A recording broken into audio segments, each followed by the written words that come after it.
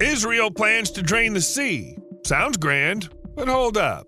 How's that even going to happen? Well, from the very beginning of its history, this country struggled with a lack of water. Because of that, a huge number of people have suffered, and the country's development has been seriously slowed down. All of this led to the creation of technologies that are now perfectly capable of saving Israel from these harsh conditions. There are long canal systems that move millions of gallons of water, stations that turn used water into drinkable liquid, and many reservoirs. In short, Israel has invented all sorts of things to improve the quality of life. But why then pump out water from their sea if Israel's already doing pretty well? Now we're going to figure it all out. And while I'm saying these words, the Mediterranean Sea is being actively exploited. The project. Until recently, the issue of water scarcity in Israel was quite pressing. One of the main sources of fresh water in the country is Lake Tiberias. In 2019, for instance, it provided 148 billion gallons of water, which made up around 25% of Israel's total water consumption. This is certainly a big number, which is why the country keeps a constant eye on it. You can even find a website showing the current water level in the reservoir online. But the water level in Lake Tiberias has been dropping steadily over the past few years. Things didn't look great. Until in 2022, Mekorot, the national water supply company, along with Israel Water Authority, completed a huge mega project to bring water into the lake and keep its level steady. Where did they decide to take the water? Well, there aren't that many places nearby to take water from. The decision was made to gradually drain the Mediterranean Sea to refill the main freshwater source. Actually, it's a brilliant idea. There's a huge sea nearby, so why not take the water from there? The problem, though, is that the water in the Mediterranean is salty, and you can't drink it. That's why, as part of a $250 million project in the southern part of the country, on the shores of the Mediterranean Sea, 5 desalination plants were built. They supply the country with about 158 billion gallons of water per year, most of which is used for household purposes. And by the way, that's 80% of the demand. By the way, it's worth mentioning that Israel definitely knows a thing or two about desalinating water. In 2022, 85% of all the water in the country came from desalting salty and brackish water. The idea of transporting desalinated seawater to the north came up after several extremely dry years for Israel. From 2013 to 2018, the amount of rainfall was below average, and the water level in the only freshwater source dropped to the black line, meaning the level at which water extraction for the country's needs had to be stopped. The new infrastructure concept, seen as a good solution to these challenges, involved transporting up to 32 billion gallons of desalinated seawater annually. Desalinated water is transported, of course, through pipes and channels. How else could it be done? For example, at the very beginning, a 19-mile pipeline was laid from the Eshkol station to the edge of Nahal Zalman.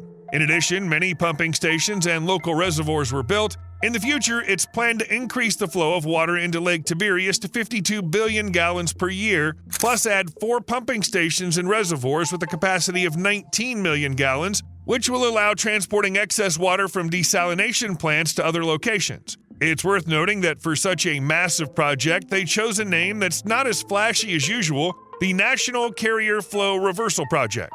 However, note that the focus is on changing the direction of the flow. This is no coincidence. The thing is, the traditional flow of water in the country is from north to south, and thanks to the project, they managed to change it to the opposite direction. To achieve this result, the workers had to labor for 4 years under tight deadlines and in cooperation with a large number of environmental organizations. The spokesperson for the company Mekorot proudly states that this is a very rare project and the first of its kind for the Middle East. What's more, the project is likely one of a kind worldwide. Israel's no longer obsessed with whether the long-awaited rains will come, and the country has become less dependent on any geopolitical conditions. Also, right now, 2 more projects are under construction that will increase the supply of desalinated seawater for the domestic sector to 95% of its demand by the end of 2026. The most interesting thing is that Israel is helping not only itself, their neighbor Jordan has also gained significantly from the project, especially since the 1994 agreement between the two countries, which operates on the principle of exchanging water for energy. For this country, such an exchange is crucial, especially since Jordan has very limited access to the sea. It only has 17 miles of Red Sea coastline in the south of the country. There's also access to another sea, but it doesn't help much with drinking water issues. It's the Dead Sea. Actually, Israel's been supplying water to its neighbor before, and it did so despite the fact that water levels were continuing to drop during the drought period from 2013 to 2018. But now, thanks to the project, the country has doubled the amount of water it supplies to Jordan every year, from 13 billion gallons to 26 billion gallons. In short, water is a valuable resource in geopolitics. Lake Tiberias. We just talked about Lake Tiberias, where water is pumped in from the Mediterranean Sea, but it's not just one of the many bodies of water in Israel, it's special. The lake has one very interesting feature. It's the lowest freshwater lake on Earth, located 699 feet below sea level. Lake Tiberias is not the biggest body of water in Israel. With an average area of about 64 square miles, it's far smaller than the Dead Sea, which is over 310 square miles. Both lakes were formed by the Syria-African Rift, but it's Lake Tiberias that became Israel's only source of fresh water, since the Dead Sea, as we know, is one of the saltiest in the world and allows people to float due to its high salt concentration. They started pumping water from the lake south in 1964 to supply the entire country. And here we just have to mention the one-of-a-kind system Israel set up to distribute drinking water from its lake. The National Water Carrier of Israel, that's the name of the system. It's important to note that most of the water supply structures in the country are integrated with it, so it's also involved in what they call draining the Mediterranean Sea. The National Water Carrier is made up of massive pipes, open channels, tunnels, reservoirs, and big pumping stations. Altogether, the system spans 81 miles and can carry 19 million gallons of water every hour, or 450 million gallons per day. In 2019, 148 billion gallons of water were taken from Lake Tiberias, which is about a quarter of all water consumption in Israel. But as soon as heat waves or heavy rains hit the country, the lake becomes a national news source. Everyone in the country is keeping a close eye on the water level in the lake. If it drops to the top red line, they start sounding the alarm in Israel, followed by a ban on pumping water. And that's not the worst-case scenario, because there's still the black line, which signals a real disaster for the country. Right now, Israel has a unique system that drains the Mediterranean Sea and partially transfers the water through the National Water Carrier into the lake, so the country's citizens don't have to worry. For how long? No one knows. However, it's always possible to improve the system and add more desalination plants along the coast. We have no doubt that Israel will do everything to keep its critically important lake in good shape. Plus, there's another reason for this. Lake Tiberias is a national backup reservoir, meaning that if an earthquake, emergency, war, or anything happens to the desalination plants, the Israelis will be able to and will use the lake as the main source of water for all their needs. Aquifers. But how come an entire country had to rely on just one freshwater source for so many years? Doesn't Israel have any other options? Well, actually it does. For example, the country has several aquifers, underground reservoirs that store water and nourish the land. These aquifers are hidden natural treasures that have been helping Israel fight droughts for decades. One of the most important sources of water is the mountain aquifer, divided into three main basins. The largest of these is the Yarkon Taninim. Its annual safe yield is 96 billion gallons of water. The reservoir supplies Israel with water through hundreds of deep wells drilled in the western part of the aquifer. But it's not the only source. The Gilboa Bet Shean aquifer, located to the northeast, gets its water from rainfall collected on the west bank, which is then redirected underground into the fertile Jezreel Valley. With an annual safe yield of 38 billion gallons, this aquifer supplies water to a large portion of agricultural lands. And finally, the eastern aquifer, whose waters flow into the Jordan River. It has a yield of 45 billion gallons per year. This volume makes it an important source for many natural springs in the region. However, we should also consider the coastal aquifer running under Israel's coastal plain. It helps maintain the water balance in one of the country's most densely populated areas. And that raises a pretty obvious question. Why is Israel so dependent on the Lake Tiberias and creating expensive desalination systems when it has so many aquifers? First off, it's important to note that this water is hard to access. It's underground. But let's assume that's not a problem. What's the deal then? Extracting water from aquifers is simply dangerous. You might hit something while drilling, and then you'll be dealing with the consequences for years. Besides, extracting underground water can be risky for the reservoirs themselves, especially when there's so much salt around. If you drill in the wrong place or in the wrong way, salty water will start seeping into the aquifer. This could render the whole reservoir unusable. So in the end, you'd need to build these same desalination plants. Why bother when you can keep draining the Mediterranean? There's plenty of water there to last for a long time. Water crisis.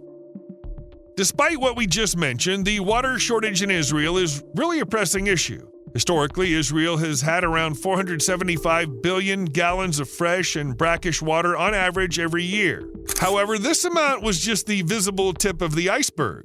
More than half of these resources came from outside the country, from the Golan Heights, Lebanon, and the West Bank. The problem wasn't just the volume of water, but also its distribution. 80% of the resources were located in the north, while in the south, where deserts cover most of the territory, only 20% of the available water was found. On top of that, climate change gradually made things worse. Average annual rainfall was decreasing, which impacted the volume of water resources. While it used to be around 475 billion gallons, by 2011 this number had dropped to 343 billion gallons. The crisis was made worse by political factors. Israel and its neighbors have been arguing for decades over access to key water resources. For example, the waters of the mountain aquifer in the West Bank became the subject of complicated negotiations with the Palestinians. Despite the Oslo Agreement in 1995, which provided Palestine with 14 billion gallons of water each year, they're not allowed to drill new wells. The surface waters of the Jordan River are also a subject of international disputes with Syria, Lebanon, and the Palestinians. The only exception has been cooperation with Jordan, which led to a mutually beneficial agreement on water distribution. Nature didn't offer much stability either. From 1998 to 2002, a drought drained the country's main reservoirs dry. 1998 and 1999 were the driest years in a century, with rainfall so scarce that the annual water shortage reached about 130 billion gallons. Even the relatively wet winters from 2002 to 2004 couldn't make up for the losses. By 2003, the water shortage had surpassed 530 billion gallons, and another drought in 2008 only made things worse. That's when it became clear the country could no longer rely on traditional water sources and needed to look for innovative, high-tech solutions. This marked the beginning of a revolution in Israel's water management approach. Other solutions. Actually, Israel has experimented with a bunch of ways to tackle its water issues. When every gallon is as precious as gold, failure's simply off the table. In a place where every drop matters, Israel has turned into a world leader in water innovation, trying out all kinds of solutions for its water shortage. It all started with desalinating water. The first small plants appeared in the 1960s to treat brackish water in desert settlements. These were more like pilot projects, but they laid the foundation for the large-scale systems the country began building in the early 2000s. For example, the desalination plant in Ashkelon, which used reverse osmosis technology, wasn't just an engineering marvel, but a lifesaver for millions of people. Similar facilities in Hadera, Ashdod, and other cities have provided the country with tens of millions of gallons of fresh water annually, cutting its dependence on natural sources. At the same time, Israel has revolutionized wastewater treatment. They've nailed the idea that what's been used can be reused. Today, 90% of the country's wastewater gets treated and put back into use, with nearly half of it going to agriculture. The famous Shafton facility, where wastewater is filtered through sand, did the impossible. Used water once became so clean it could be reused to irrigate fields. This method even inspired projects in other countries and earned recognition from the UN. But even that wasn't enough. Winter floods and rainwater were brought into play. Every season, millions of gallons of water were collected in reservoirs, like the Menashe plant, and slowly soaked into the ground, replenishing underground aquifers. This water bank made it possible to tap into the reserves in summer, creating a self-sustaining cycle. It seemed like Israel had already come up with every possible solution, but the biggest breakthrough was yet to come. The company Mekorot managed to build on the experience it had gained and take desalination technologies to the next level. Modern plants using energy-efficient methods became a symbol of how science can beat drought. Mekorot.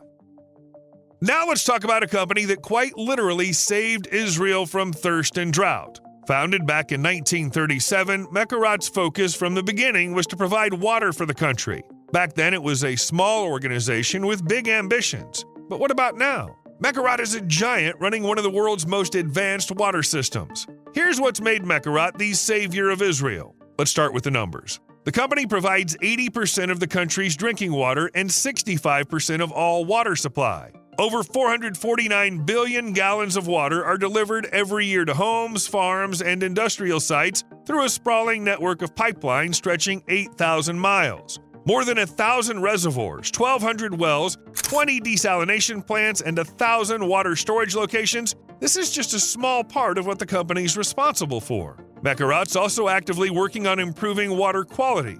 In 2007, the National Filtration Plant in Eshkol was launched, where water from Lake Tiberias undergoes advanced purification. For example, chlorine is hardly used there, and the water standards meet global requirements. Mekorot's also a very tech-savvy company, always working to bring digitalization into all of its developments. In 2004, they created the WaTech Center, which brought together startups, scientists, and investors in water technology. Together with partners, the company's working on the latest water purification methods.